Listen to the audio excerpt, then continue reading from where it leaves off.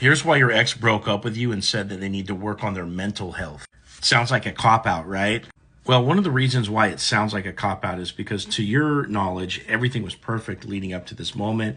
And then they break up with you out of the blue, and all of a sudden they're unwell, they're not happy, they need to work on themselves, by themselves, by the way. And you're wondering, like, what the hell's going on? The reason why they say that they're not happy and they need to work on their mental health is because they are stressed out. And this is undetectable to you because they are people pleasing you and they are going with the flow and they're keeping a lot of issues to themselves because they don't have the energy to really get into it.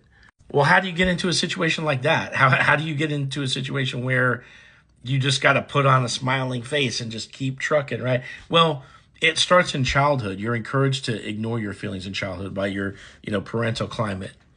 That's one thing. And then if your feelings aren't permitted in that environment, and you're expected to just deal with your own shit, you just do that at every twist and turn and you avoid conflict and you end up people pleasing. And so your ex probably has a history of going with the flow between their work environment, between their friends, and most likely their family. And they're doing this to you too, and you don't even realize it. And that's why you think everything is perfect when a breakup is coming just around the corner. Now, notice your ex's insistence to work on themselves by themselves. What they're doing there is that they're pushing away the obligation to people please you because they don't realize that if they just, communicated with you that this could be different. But they're pushing away the emotional obligations to you, and they're going to go de-stress by themselves.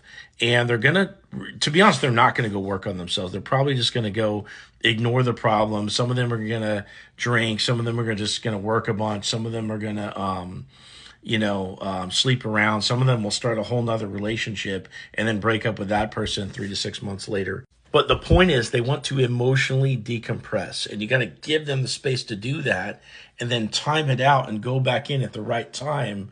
And